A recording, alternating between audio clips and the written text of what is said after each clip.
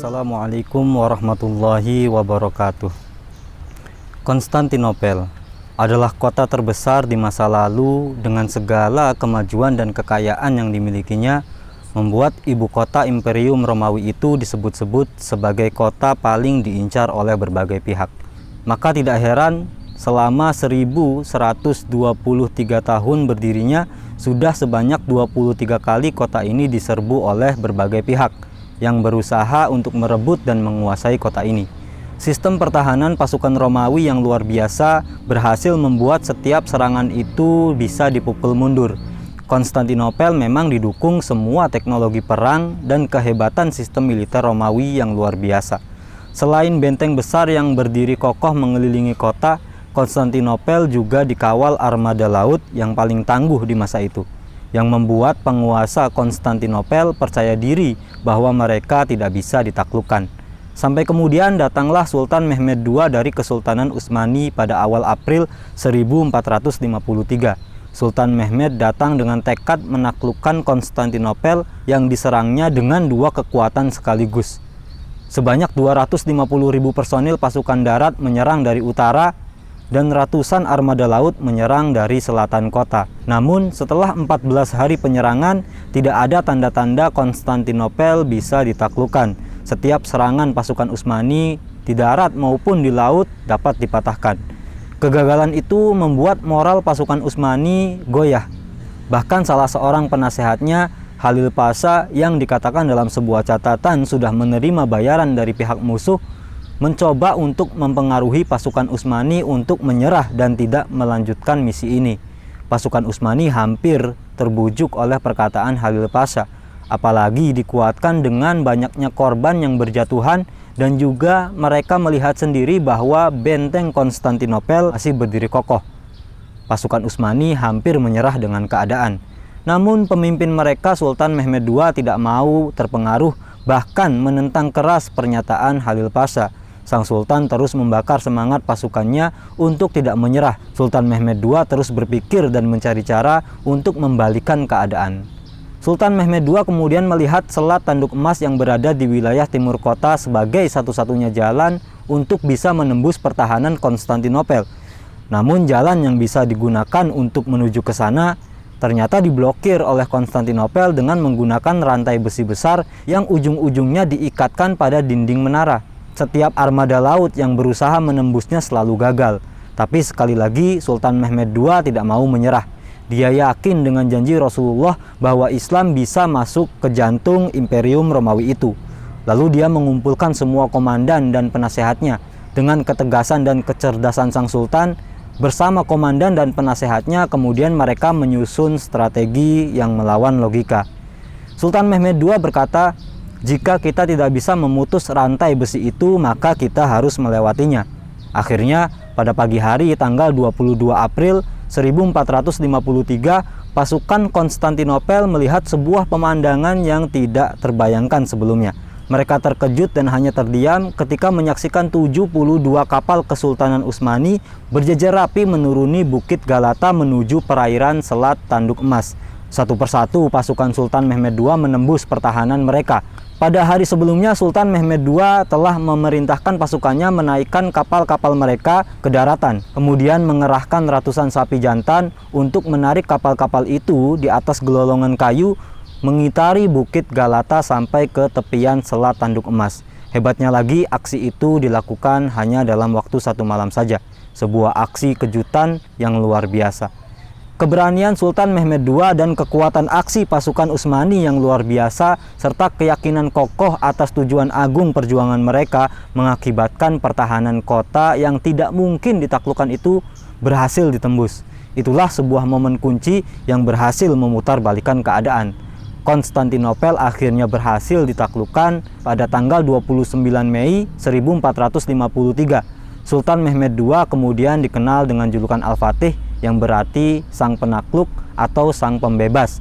Sejarah Sultan Mehmed II ini membuktikan bahwa seorang pemimpin begitu besar pengaruhnya bagi sebuah kelompok terhadap kemajuan dan kejayaan mereka.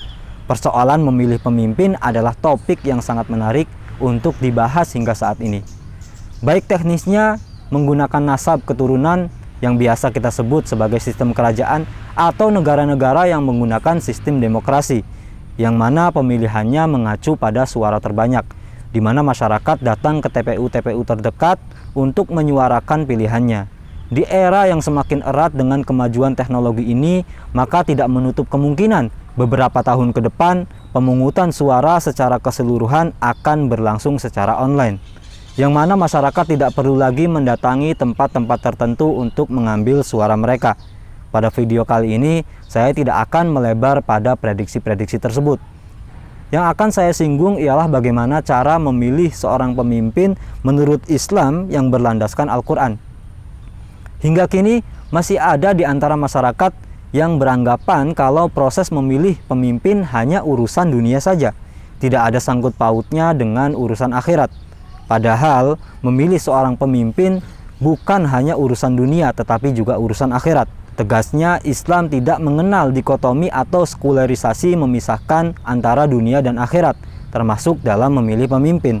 Untuk itu, masyarakat harus paham dan mengerti tentang tata cara memilih pemimpin, baik presiden, gubernur, bupati, atau wali kota sekalipun.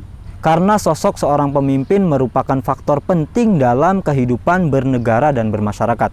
Tegasnya, jika seorang pemimpin punya kepribadian yang jujur, baik, cerdas, dan amanah, niscaya rakyat atau masyarakat akan hidup makmur.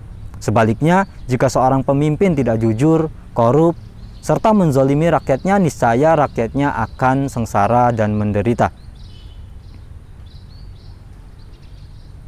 Selaku manusia yang tidak jauh dari kesalahan, kita dituntut untuk sangat berhati-hati dalam menentukan pilihan, khususnya dalam memilih pemimpin.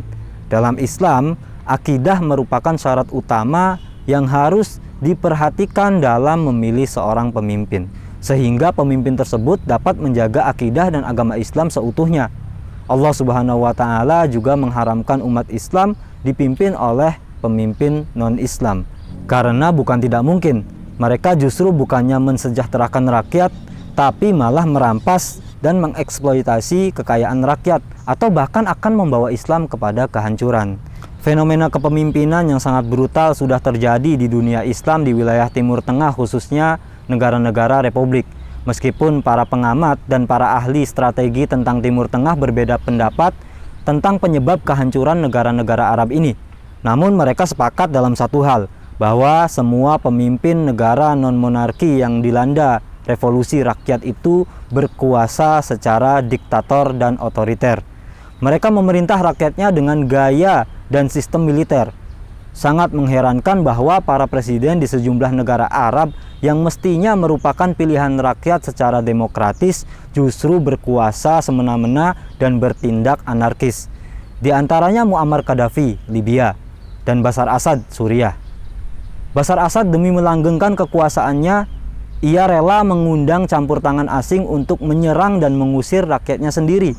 Inilah yang sedang berlangsung di Suriah, Aleppo, hingga saat ini. Lebih menjadikan lagi apa yang terjadi di Turki pada 3 Maret 1924. Badan legislatif mengangkat Mustafa Kemal bertindak radikal guna menghancurkan peradaban Islam. Ia adalah Presiden Republik Turki yang sekuler, bertindak diktator dalam menjalankan pemerintahannya. Ia menetapkan ideologi negara menganut paham sekularisme. Atas dasar ideologi negara ini, dia mengumumkan akan mengambil langkah-langkah kebijakan untuk mencapai cita-citanya demi kepentingan negara Turki sekuler. Di antaranya, ia menghapus syariat Islam dan tidak ada lagi jabatan-jabatan kekhalifahan, menggantikan hukum-hukum Islam dengan hukum-hukum Italia, Jerman, dan Swiss, menutup beberapa masjid dan madrasah, mengganti agama negara dengan sekularisme, mengubah azan dalam bahasa Turki, melarang pendidikan agama di sekolah umum, melarang hijab bagi kaum wanita, mengganti naskah-naskah bahasa Arab dengan bahasa Roma. Bahkan dalam sebuah catatan, Mustafa Kemal telah menggantung mati 30 ulama Turki. Akibat ulah Mustafa Kemal akhirnya menjadikan Turki sebagai republik sekuler yang sangat anti terhadap dakwah Islam. Ciri Islam di Turki hampir-hampir hilang sama sekali, sehingga kaum muslimin kesulitan menemukan jejak peradaban Islam di tanah Turki. Dengan beberapa fenomena yang terjadi tersebut, bisa dilihat bahwa hal-hal yang berkaitan dengan memilih pemimpin pun sudah diatur di dalam Al-Quran, sehingga sudah sepatutnya masyarakat menjadikan Al-Quran sebagai pedoman dalam menentukan seorang pemimpin. Saat ini dalam memilih pemimpin, masyarakat terlihat lebih mengutamakan materi dan mulai meninggalkan prinsip-prinsip agama walaupun tidak secara keseluruhan. Bahkan yang pernah terjadi dan juga sempat menghebohkan masyarakat muslim seantero Indonesia yang hingga menimbulkan demonstrasi besar-besaran di berbagai wilayah, yaitu permasalahan yang membawa nama salah satu kandidat calon gubernur DKI Jakarta pada Februari 2017 lalu. Kita harus memahami bahwa sebenarnya yang menjadikan kasus ini sangat kontroversial bukanlah tentang adanya golongan minoritas yang muncul sebagai kandidat calon pemimpin. Karena mencalonkan diri untuk menjadi pemimpin di Indonesia merupakan hak setiap warga negara dan dapat perlindungan dari undang-undang. Permasalahan terbesarnya adalah sang calon gubernur itu mengeluarkan pernyataan yang membuat umat Islam murka. Pernyataannya yang mengatakan masyarakat dibohongi dengan surat Al-Maidah ayat 51. Pernyataan itulah yang membawa kemarahan umat Islam hampir di seantero tanah air. Sedikit catatan, sebelumnya pada tahun 1988 telah timbul permasalahan serupa dengan adanya isu bahwa Jenderal Benny Murdani, seorang non-muslim, akan menjadi calon wakil presiden mendampingi Pak Harto. Isu tersebut memanas pada saat Kiai Haji Abdurrahman Wahid memberikan pernyataan yang bersifat normatif, disebabkan karena undang-undang tidak melarang seorang non-muslim untuk menjadi presiden. Dalam konteks Indonesia yang mempunyai penduduk yang beragam etnis dan agama, kontroversi mengenai dapat atau tidaknya non-muslim menjadi presiden RI tidak hanya muncul karena alasan teologis, tetapi juga karena alasan politis dan sosiologis.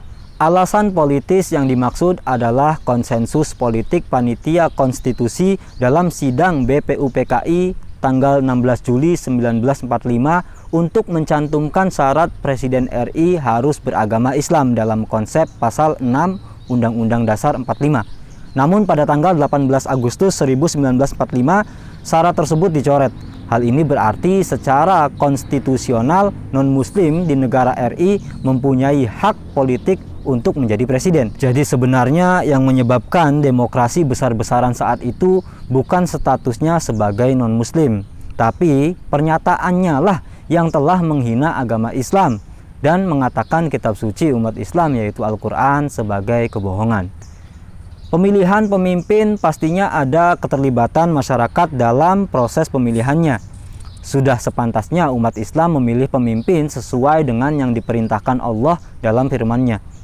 Hanya saja dewasa ini banyak masyarakat yang cenderung memiliki kriteria tersendiri dalam memilih pemimpin, baik itu karena memiliki hubungan kekerabatan, hubungan pertemanan, atau bahkan hubungan bisnis. Salah satu penyebab hal tersebut terjadi karena mulai minimnya kepercayaan masyarakat terhadap pemimpinnya yang sekarang atau yang terdahulu, sehingga menyebabkan masyarakat bersikap apatis dalam hal menentukan pemimpin. Kecenderungan tersebut membawa dampak yang cukup besar, sehingga banyak masyarakat yang tidak lagi memperhatikan bagaimana seharusnya kriteria pemimpin yang dimaksudkan di dalam Al-Quran. Kriteria pemimpin dalam Al-Quran yang paling utama adalah beriman kepada Allah Subhanahu wa Ta'ala, sebagaimana yang tertera dalam surat Al-Maidah ayat 51, dan beberapa kriteria lainnya yang disebutkan dalam Al-Quran, diantaranya amanah dan adil, sebagaimana yang tercantum dalam firman Allah surat An-Nisa ayat 58, dan kuat sebagaimana dalam surat Al-Qasas ayat 26. Dalam surat Al-Maidah ayat 51 Allah berfirman, A'udzubillahi minasyaitonirrajim, Bismillahirrahmanirrahim, Ya ayyuhalladzina amanu la tattakhidhul yahuda wan nasara awliya'a ba'duhum awliya'u ba'd wa may yatawallahum minkum fa innahu minhum innallaha la yahdil qaumaz zalimin. Wahai orang-orang yang beriman, janganlah kamu mengambil orang-orang Yahudi dan Nasrani menjadi pemimpin-pemimpin kamu, sebagaimana mereka adalah pemimpin bagi sebahagian mereka yang lain. Barang siapa di antara kamu mengambil mereka menjadi pemimpin, maka sesungguhnya orang itu termasuk golongan mereka. Sesungguhnya Allah tidak memberi petunjuk kepada orang-orang yang zalim. Al-Maidah ayat 51. Allah Subhanahu wa Ta'ala melarang hamba-hambanya yang beriman mengangkat orang-orang Yahudi dan Nasrani sebagai pemimpin mereka, karena mereka itu adalah musuh-musuh Islam dan musuh para pemeluknya. Larangan menjadikan non-muslim sebagai aulia yang disebut dalam surat Al-Maidah ayat 51 itu dapat dikemukakan bahwa yang pertama adalah larangan tegas yang menyatakan tidak boleh menjadikan orang Yahudi dan Nasrani sebagai pemimpin. Kemudian yang kedua, penegasan bahwa sebagian mereka adalah pemimpin bagi sebagian yang lain. Kemudian yang ketiga adalah ancaman bagi kaum muslimin yang mengangkat mereka sebagai pemimpin, maka ia termasuk golongan dari mereka, serta merupakan orang-orang yang zalim. Ibnu Jarir berkata, orang yang mendahulukan Yahudi dan Nasrani daripada orang Islam dipandang menjadi orang Nasrani dan orang Yahudi, sebab tidaklah seorang mengikat sumpah setia dan memberi pertolongan kepada seseorang kecuali apabila ia meridhoi orang itu dan agamanya. Apabila ia telah meridhoi agama orang itu, berarti dia memusuhi orang yang seagama dengannya. Al-Quran telah memberikan begitu banyak tuntunan dan petunjuk bagi kaum muslimin agar tepat dalam memilih figur seorang pemimpin. Al-Quran dengan sangat jelas melarang untuk memilih pemimpin non-muslim. Kalimatnya tidak hanya bernada anjuran. Ayat-ayat yang menjelaskan soal ini bahkan disampaikan dengan bahasa perintah dan larangan yang sangat tegas. Tidak hanya sampai di sana, beberapa ayat bahkan disertai dengan ancaman yang sangat serius bagi yang melanggarnya. Kesepakatan para ulama salaf dalam memahami ayat-ayat tersebut juga menunjukkan bahwa ayat-ayat tentang larangan memilih pemimpin non-muslim bagi kaum muslimin telah menunjukkan derajat mutawatirnya, sehingga tidak muncul perbedaan pendapat atau khilafiyah di kalangan mereka. Jikapun ada beberapa pendapat yang berbeda yang membolehkan memilih pemimpin non-muslim, itu umumnya difatwakan oleh generasi mutaakhirin saat ini, bukan dari kalangan ulama salaf atau ulama terdahulu. Dan pemahaman demikian ini biasanya hanya dipandang sebagai pemahaman yang syadz di kalangan para ulama ahli fikih. Fakta-fakta ini sekali lagi memperlihatkan bahwa persoalan memilih seorang pemimpin itu merupakan salah satu persoalan yang dipandang sangat penting dalam Islam, karena memilih pemimpin tidak hanya mencakup dimensi duniawi saja. Lebih dari itu juga memiliki dimensi akidah atau ukhrawi. Tidak selayaknya seorang muslim masih menggunakan dasar dan acuan lain selain yang telah jelas dan tegas disebutkan dalam kitab suci Al-Quran. Sekali lagi bahwa persoalan memilih pemimpin di negeri ini yang mayoritasnya beragama Islam, mereka sebenarnya hanya ingin berpegang teguh pada akidah mereka. Karena Allah sangat jelas melarang kita sebagai orang Islam untuk memilih pemimpin dari luar Islam. Selain itu, pastinya kita tidak juga mau mengalami kejadian yang serupa seperti yang dirasakan umat Islam Turki pada saat kepemimpinan Mustafa Kemal. Kekhawatiran itu jugalah yang membuat umat Islam harus berhati-hati dalam memilih, agar siapapun pemimpinnya nanti dapat menjaga agama Allah seutuhnya. Tapi sebagai masyarakat Indonesia yang baik, maka jika suatu saat nanti terjadi lagi hal serupa, yaitu munculnya kandidat dari non-muslim, maka jelas itu dilindungi oleh undang-undang, karena merupakan hak setiap warga negara. Tapi jika pada akhirnya masyarakat Islam tidak memilih, itu karena mereka memiliki landasan yang mereka yakini jauh lebih tinggi dan menjadi harga mati, yaitu landasan akidah.